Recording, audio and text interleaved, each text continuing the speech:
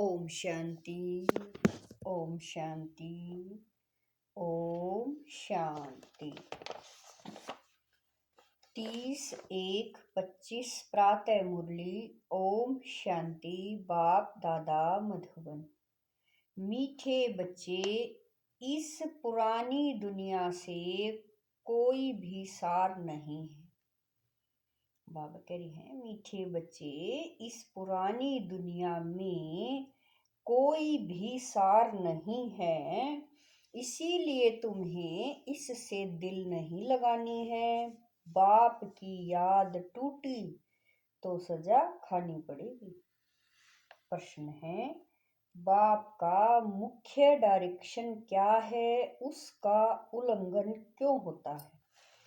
उत्तर है, बाप का डायरेक्शन है किसी से सेवा मत लो, क्योंकि तुम खुद सर्वेंट हो। परंतु देह अभिमान के कारण बाप के इस डायरेक्शन का उल्लंघन करते हैं। बाबा कहते तुम यहाँ सुख लेंगे तो वहां का सुख कम हो जाएगा। कई बच्चे कहते हैं हम तो इंडिपेंडेंट रहेंगे, परंतु तुम सब बाप पर डिपेंड करते हो। गीत है, दिल का सहारा टूट न जाए। ओम शांति।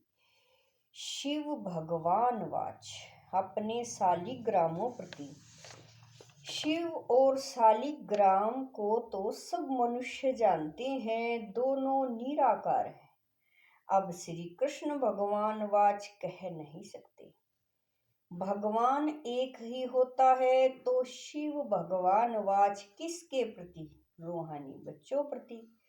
बाबा ने समझाया है, बच्चों का अब कनेक्शन है ही बाप से, क्योंकि पतित पावन ज्ञान का सागर स्वर्ग का वर्षा देने वाला तो शिव बाबा ही ठहरा। याद भी उनको करना है, ब्रह्मा है उनका भाग्यशाली रथ। रथ द्वारा ही बाप वर्षा, ब्रह्मा वर्षा देने वाला नहीं है, वह तो लेने वाला है। तो बच्चों को अपने को आत्मा समझ बाप को याद करना है। मिसला बाबा कह रहे हैं, मिसला समझो, रथ को कोई तकलीफ होती है, व कारणी अकारणी बच्चों को मुरली नहीं मिलती है, तो बच्चों का सारा टेंशन जाता है शिव बाबा तरफ। वह तो कभी बीमार पड़ नहीं सकता। बच्चों को इतना ज्ञान मिला है, वह भी समझा सकते हैं। प्रदर्शनी में बच्चे कितना समझाते हैं, ज्ञान तो बच्चों में है ना। हर एक की बुद्धि में चित्रों का ज्ञान भरा हुआ है, बच्चों को कोई अटक नहीं रह सकती। समझो पास्ट को आना जाना बंद हो जाता है, स्ट्राइक हो जाती है, फिर क्या करेंगे? ज्ञान तो बच्चों में है। समझाना है सतयुग का, बाबा कह रहे हैं समझाना है सतयुग था, अब कलयुग पुरानी दुनिया है। गीत में भी कहते हैं, पुरानी दुनिया में कोई सार नहीं है, इनसे दिल नहीं लगानी है, नहीं तो सजा मिल जाएगी। बाप की याद से सजाएं कटती जाएगी। ऐसा न हो बाप की याद टूट जाए, फिर सजा खानी पड़े और पुरानी दुनिया में चले जाएं। ऐसे तो ढेर गए हैं जिनको बाप याद भी नहीं है, पुरानी दुनिया से दिल लग गई। जमाना बहुत खराब है, कोई से दिल लगाई तो सजा बहुत मिलेगी। बच्चों को ज्ञान सुनना है, भक्ति मार्ग के गीत भी नहीं सुनने हैं। अभी तुम हो संगम पर, ज्ञान सागर बाप द्वारा तुमको संगम पर ही ज्ञान मिलता है। दुनिया में यह किसी को पता नहीं है कि ज्ञान सागर एक ही है, वह जब ज्ञान देते हैं तब मनुष्यों की सदगति होती है। सदगति दाता एक ही है, फिर उनकी मत पर चलना है। माया छोड़ती कोई को भी नहीं है। देह अभिमान के बाद ही कोई न कोई भूल होती है। कोई सेमी काम वश हो जाते हैं, कोई क्रोध वश। मनसा में तूफान बहुत आते हैं। प्यार करें, ये करें, कोई के शरीर से दिल नहीं लगानी है। बाप कहते हैं अपने को आत्मा समझो तो शरीर का भान न रहे, नहीं तो बाप की आज्ञा का उल्लंघन हो जाता है। देह अहंकार से नुकसान बहुत होता है, इसीलिए देह सहित सब कुछ भूल जाना है। सिर्फ बाप को और घर को याद करना है। आत्माओं को बाप समझाते हैं, शरीर से काम करते मुझे याद करो तो विक्रम भस्म हो जाएंगे। रास्ता तो बहुत सहज है, यह भी समझते हैं। तुमसे भूलें होती रहती हैं, परंतु ऐसा न हो भूलों में फंसते ही जाओ। एक बारी भूल हुई, फिर वह भूल नहीं करनी चाहिए। अपना कान पकड़ना चाहिए, फिर यह भूल नहीं होगी। पुरुषार्थ करना चाहिए। अगर घड़ी घड़ी भूल होती है तो समझना चाहिए हमारा बहुत नुकसान होगा। भूल करते करते तो दुर्गति को पाया है ना। कितनी बड़ी सीढ़ी उतर कर क्या बने हैं। आगे तो यह ज्ञान नहीं था, अभी नंबरवार पुरुषार्थ अनुसार ज्ञान में सब प्रवीण हो गए। जितना हो सके अंतर्मुखी भी रहना है, मुख से कुछ कहना नहीं है। जो ज्ञान में प्रवीण बच्चे हैं वह कभी पुरानी दुनिया से दिल नहीं लगाएंगे। उनकी बुद्धि में रहेगा हम तो रावण राज्य का विनाश करना चाहते हैं। यह शरीर भी पुराना रावण संप्रदाय का है, तो हम रावण संप्रदाय को क्यों याद करें। एक राम को याद करें, सच्चे पिताव्रता बने ना। बाप कहते हैं मुझे याद करते रहो तो तुम्हारे विक्रम विनाश हो जाएंगे।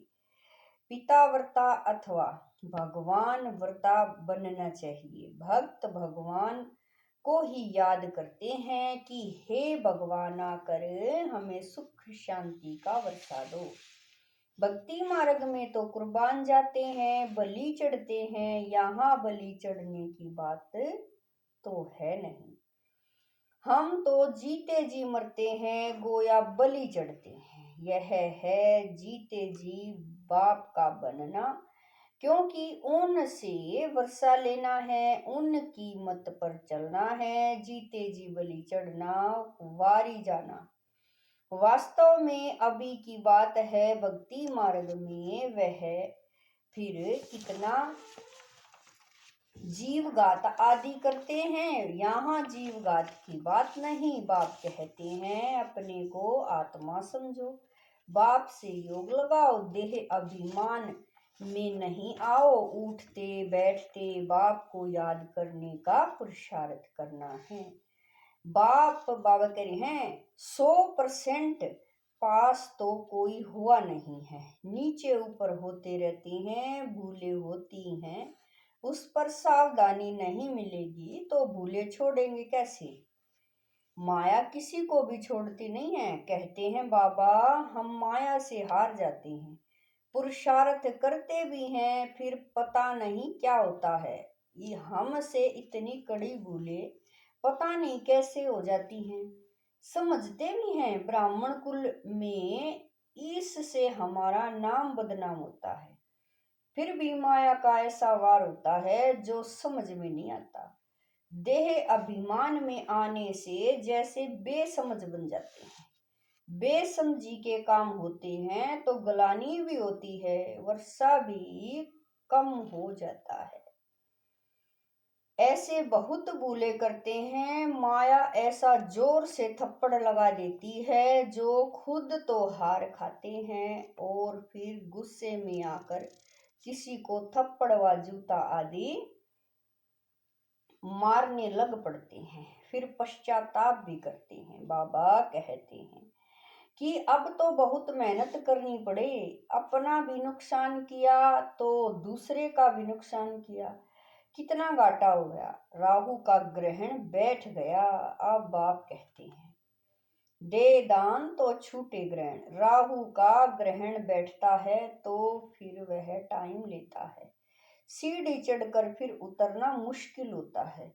मनुष्य को बाबा करें, मनुष्य को शराब की आदत पड़ती है तो फिर वह छोड़ने में कितनी मुश्किलात होती है। सबसे बड़ी भूल है काला मुंह करना। घड़ी घड़ी शरीर याद आता है, फिर बच्चे आदि होते हैं तो उनकी ही याद बनी रहती है। वह फिर दूसरों को ज्ञान क्या देंगे, उनका कोई सुनेगा भी नहीं। हम तो अभी सबको भूलने की कोशिश कर एक को याद करते हैं, इसमें संभाल बहुत करनी पड़ती है। माया बड़ी तीखी है, सारा दिन शिव बाबा को याद करने का ही ख्याल रहना चाहिए। अब नाटक पूरा होता है, हमको जाना है, यह शरीर भी खत्म हो जाना है। जितना बाप को याद करेंगे तो देह अभिमान टूटता जाएगा और कोई की भी याद नहीं होगी। कितनी बड़ी मंजिल है, सिवाय एक बाप के और कोई के साथ दिल नहीं लगानी है, नहीं तो जरूर वह सामने आएंगे, वैर जरूर लेंगे। बहुत ऊंची मंजिल है, कहना तो बड़ा सहज है। लाखों में कोई एक दाना निकलता है। कोई स्कॉलरशिप भी लेते हैं ना, जो अच्छी मेहनत करेंगे जरूर स्कॉलरशिप लेंगे। साक्षी हो देखना है कैसे सर्विस करता हूँ। बहुत बच्चे चाहते हैं जिस्मानी सर्विस छोड़ इसमें लग जाऊं, परंतु बाबा सरकमस्टांग भी देखते हैं। अकेला है, कोई संबंधी नहीं है तो हर्जा नहीं, फिर भी कहते हैं नौकरी भी करो और यह सेवा भी करो। नौकरी में भी बहुतों के साथ मुलाकात होगी। तुम बच्चों को ज्ञान तो बहुत मिला हुआ है, बच्चों द्वारा भी बाप बहुत सर्विस कराते रहते हैं। कोई में प्रवेश कर सर्विस करते हैं, सर्विस तो करनी ही है। जिनके माथे मामला वो कैसे नींद करे। शिव बाबा तो है ही जागती ज्योत। बाप कहते हैं मैं तो दिन रात सर्विस करता हूँ, थकता शरीर है, फिर आत्मा भी क्या करी। शरीर काम नहीं देता है। बाप तो ऐथक है ना, वह है जागती ज्योत, सारी दुनिया को जगाते हैं। उनका पार्ट ही वंडरफुल है। तो बाबा कह रहे हैं जिसको तुम बच्चों में भी थोड़े जानते हैं, कालों का काल है बाप। उनकी आज्ञा नहीं मानेंगे तो धर्मराज से डंडा खाएंगे। बाप का मुख्य डायरेक्शन है किसी से सेवा मत लो, परंतु देह अभिमान में आकर बाप की आज्ञा का उल्लंघन करते हैं। बाबा कहते तुम खुद सर्वेंट हो, यहाँ सुख लेंगे तो वहाँ सुख कम हो जाएगा। आदत पड़ जाती है तो सर्वेंट बगैर रह नहीं सकते। कई कहते हैं हम तो इंडिपेंडेंट रहेंगे, परंतु बाप कहते हैं डिपेंड रहना अच्छा है। तुम सब बाप पर डिपेंड करते हो, इंडिपेंडेंट बनने से गिर पड़ते हैं। तुम सब डिपेंड करते हो शिव बाबा पर, सारी दुनिया डिपेंड करती है। तब तो कहते हैं हे पतित पावन आओ, उनसे ही सुख शांति मिलती है, परंतु समझते नहीं है। भक्ति बाबा कह रहे हैं यह भक्ति मार्ग का समय भी पास करना ही है। जब रात पूरी होती है तब बाप आते हैं, एक सेकंड का भी फर्क नहीं पड़ सकता। बाप कहते हैं मैं इस ड्रामा को जानने वाला हूँ, ड्रामा के आदि मध्य अंत को और कोई भी नहीं जानते। सतयुग से लेकर यह ज्ञान प्राय लोप है। अभी तुम रचयिता और रचना के आदि मध्य अंत को जानते हो। इसको ही ज्ञान कहा जाता है। बाकी सब है भक्ति। बाप को नॉलेजफुल कहते हैं। हमको वह नॉलेज मिल रही है। बच्चों को नशा भी अच्छा होना चाहिए, परंतु यह भी समझते हैं कि राजधानी स्थापन होती है। कोई तो प्रजा में भी साधारण नौकर चाकर बनते हैं। जरा भी ज्ञान समझ में नहीं आता, वंडर है। बाबा कह रहे वंडर है ना। ज्ञान तो बड़ा सहज है। 84 जन्मों का चक्कर अब पूरा हुआ है। अब घर जाना है, अपने घर। हम ड्रामा के मुख्य एक्टर्स हैं। सारे ड्रामा को जान गए हैं। सारे ड्रामा में हीरो हीरोइन एक्टर हम हैं। कितना सहज है। परंतु तकदीर में नहीं है तो तदबीर भी क्या करे। पढ़ाई में ऐसा होता है, कोई नापास हो जाते हैं।